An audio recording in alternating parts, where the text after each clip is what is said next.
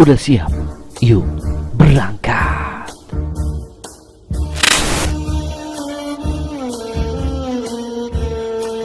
Assalamualaikum warahmatullahi wabarakatuh. Halo guys, ketemu lagi dengan Bang Fajar sini. Dan hari ini kita akan bahas materi IPS tentang sejarah Sumpah Pemuda dan sejarah proklamasi. Siap? Yuk kita berangkat.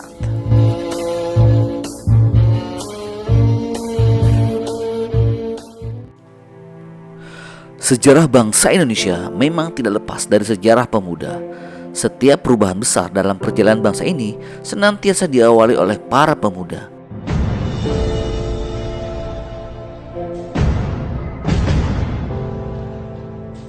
Hei pemuda-pemudi Indonesia, berapa jumlahmu? Jawablah, kami hanya satu.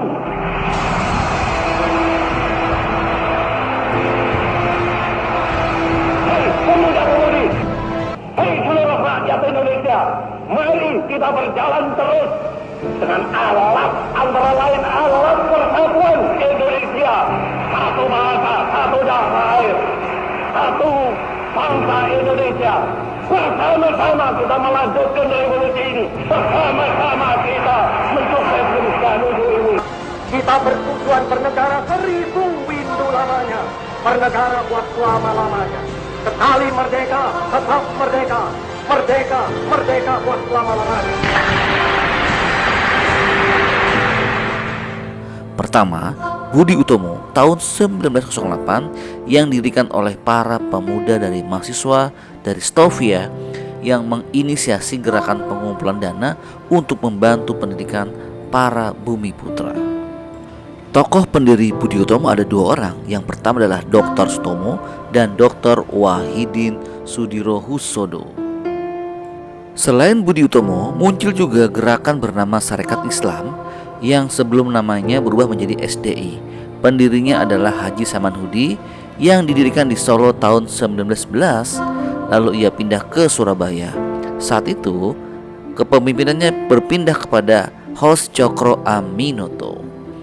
Selain Sarekat Islam, ada pula organisasi pemuda yang bernama Indis Party yang dia menggunakan gerakannya sebagai gerakan politik, dan mereka selalu mengkritik kebijakan-kebijakan dari pemerintah Hindia Belanda. Selain tiga organisasi tersebut, muncul pula Perhimpunan Indonesia yang dipimpin oleh seorang tokoh yang bernama Muhammad Hatta. Dia adalah mahasiswa Indonesia yang sedang belajar di Belanda tahun 1922. Ia mendirikan pada tahun 1925 dan mengganti namanya menjadi Perhimpunan Indonesia. Selain itu, pada tahun 20-an muncul banyak gerakan-gerakan mahasiswa. Salah satunya adalah kelompok studi Indonesia yang berdiri tahun 1923. Kemudian, pada tahun 1926 muncullah kelompok studi mahasiswa di daerah Surabaya dan Bandung yang bernama PPPI. Sejarah lahir Sumpah Pemuda bermula dari Kongres Pemuda pertama yang digelar mulai tanggal 30 April hingga 2 Mei 1926 di Batavia atau Jakarta. Namun, Kongres Pemuda pertama ini berakhir tanpa hasil yang memuaskan. Selanjutnya digelarlah Kongres Pemuda II yang digagas oleh Persatuan Pelajar-Pelajar Indonesia atau PPPI tadi. Kongres tersebut dihadiri oleh organisasi pemuda seperti Jong Java, Jong Sumatran Bon, Jong Bataks Bon, Pemuda Indonesia, Jong Islamatin Bon, Jong Cilebes, Sekar Rukun, Jong Amben, dan Pemuda Kaum Betawi. Kongres Pemuda II berlangsung di 3 gedung yang berbeda dan dibagi dalam 3 kali rapat. Pada rapat tersebut ada seorang pemuda yang bernama Muhammad Yamin. Ia menjelaskan tentang arti dan hubungan persatuan dengan pemuda yang menurutnya ada 5 faktor yang memperkuat persatuan Indonesia, yaitu sejarah, bangsa, hukum adat, pendidikan, dan kemauan. Nah, selain itu, pada rapat terakhir adalah rapat ketiga, akhirnya berhasillah dirumuskan hasil kongres yang dikenal sebagai Sumpah Pemuda. Sebelum kongres ditutup, seluruh peserta kongres mendengarkan lagu Indonesia karya seorang tokoh pemuda yang bernama Wage Rudolf Supratman. Kongres itu berakhir dengan hasil rumusan pada rapat ketiga yang kemudian disebut sebagai Sumpah Setia yang kini dikenal sebagai teks Sumpah Pemuda. Adapun teksnya seperti ini. Pertama, kami, putra dan putri Indonesia, mengaku bertumpah darah yang satu, tanah Indonesia. Dua, kami, putra dan putri Indonesia, mengaku berbangsa yang satu, bangsa Indonesia. Dan terakhir, kami, putra dan putri Indonesia, menjunjung bahasa persatuan, bahasa Indonesia. Percaya atau tidak, munculnya angkatan penegas, yaitu periode ditandai dengan peristiwa Sumpah Pemuda tahun 28, itu mengubah periode strategi perjuangan dalam lawan menjajah, diubah dengan jalan pendidikan untuk memajukan bangsa dan bangkitkan semangat nasionalisme. Hasil perjuangan pada periode tersebut tumbuh semangat atau jiwa persatuan dan kesatuan untuk menjadi satu bangsa Indonesia. Peristiwa Sumpah Pemuda 28 telah membakar semangat juang nasionalisme pada pemuda untuk kemerdekaan bangsa Indonesia berikutnya. Proklamasi sendiri itu terlaksana karena para pemuda yang memaksa Soekarno untuk segera mengadakan proklamasi terhadap kemerdekaan bangsa Indonesia. Pelaksanaannya pun dilaksanakan di rumah Laksamana Maeda, seorang kepala kantor perhubungan Angkatan Laut.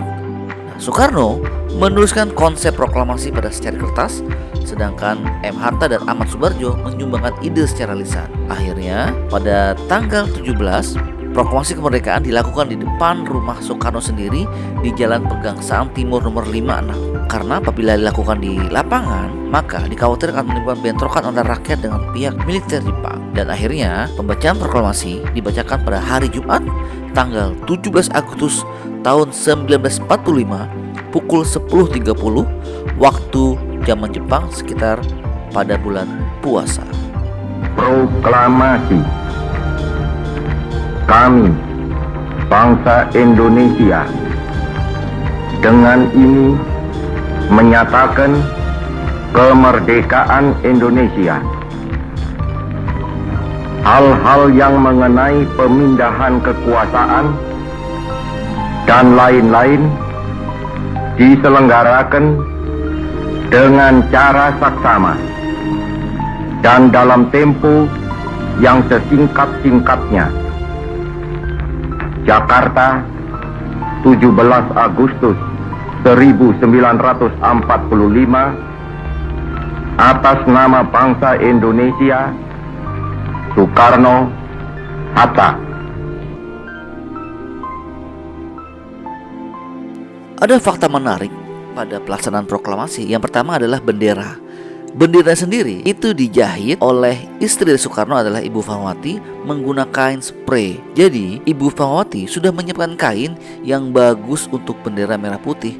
Namun kain tersebut sangat kecil sehingga panjangnya hanya 50 cm. Karena waktunya mepet, akhirnya Fatmawati memutuskan untuk mencari kain di lemari, yang akhirnya ia menggunakan kain putih dari kain spray. Sementara kain merah ia dapatkan dari seorang pemuda bernama Lukas Castario yang dibeli dari penjual soto. Kemudian upacara proklamasi pun dibuat sangat sederhana.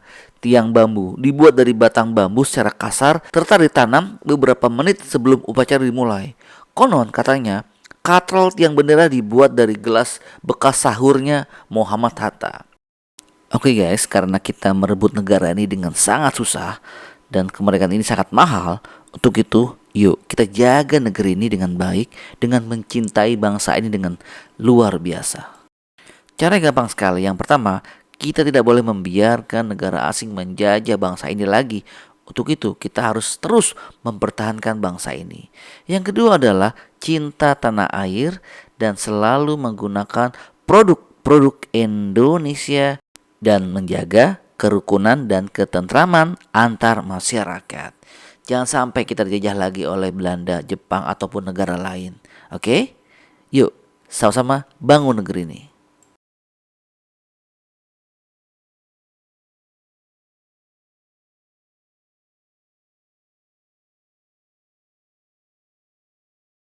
Oke guys, terima kasih sudah menyimak video ini. Jangan lupa selalu like, share, and subscribe this channel. Thank you guys.